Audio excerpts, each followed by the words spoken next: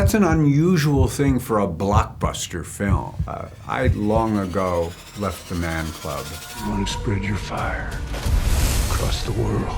You need me. We must fight! I love the villain. I love baddies. I love when things go wrong. So it's like, it made me smile in the most unapologetically but happy way. Now, just for you personally, I feel like for a lot of people, Avatar, you can't compare it to any other film. It kind of sits in its own league. Now, was there a moment when you was like, oh, this movie is not your normal movie? Yeah, from the very beginning, from the first time I read the very first original script of Avatar, I felt there was something very unique and special about this film, a world that I'd never seen before. It was packaged in a script that was novelistic in form and extremely detailed. So I've been a convert to the world of Pandora from day one. Now, in terms of like your character, he's like the alpha. He's like traditional, the old school, like traditional masculinity in terms of like goes gym, wants to be like the shoot guns. Has that changed how you've seen masculinity over time? I think that my own notions of what it is to be a man have hopefully evolved. I think because of the time I grew up, there was a very conventional thinking about a man as a provider, a man, a man never cries, a man, et cetera, cliche.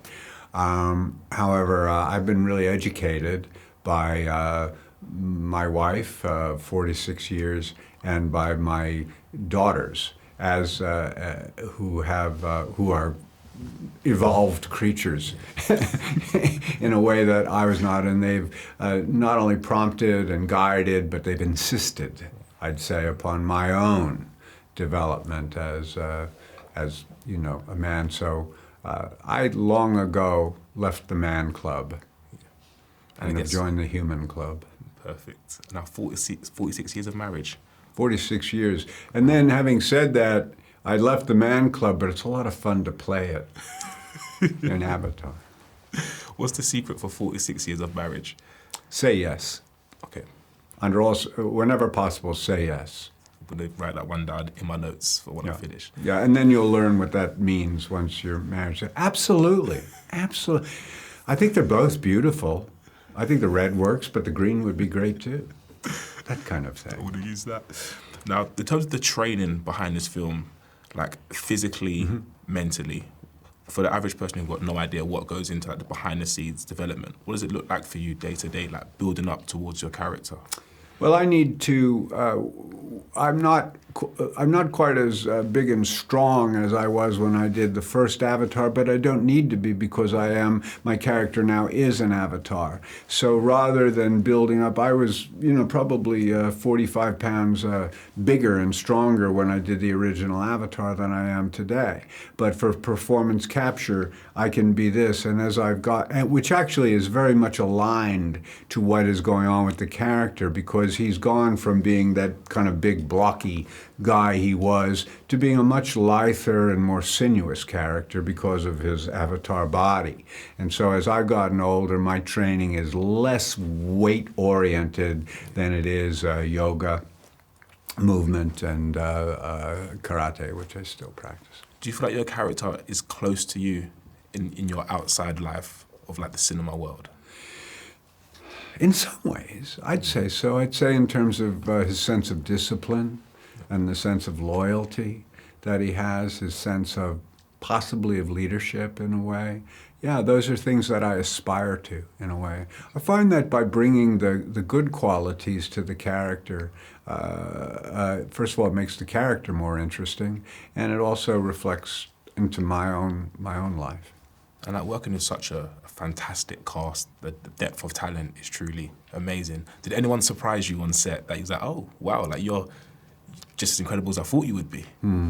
Well, certainly Una, who's new to the family and everything. Well, she just fit right in. Actor of the highest caliber possible, it seems to me. But it's been one of the great joys has been being with the kids, who were, they're not really even, they're still kids, but they were little kids when we started, and now they've just absorbed the lessons that have been taught to them by the likes of Jim Cameron and Zoe Saldana and Sigourney Weaver and Sam and everything, and they've all become first-rate professionals.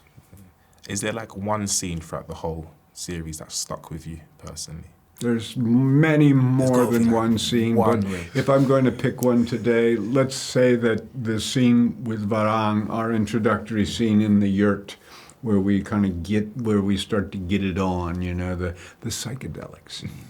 That's a scene because it's virtually a one-act play. It's quite a long scene. It's like a 10-minute scene. That's an unusual thing for a blockbuster film to have, because it's just two people talking. And what's accomplished in that scene could have been accomplished in a minute, in a Hollywood minute or a Pandora minute, But no, Jim Cameron gives it the time to breathe and to develop and to enrich the characters and the relationship.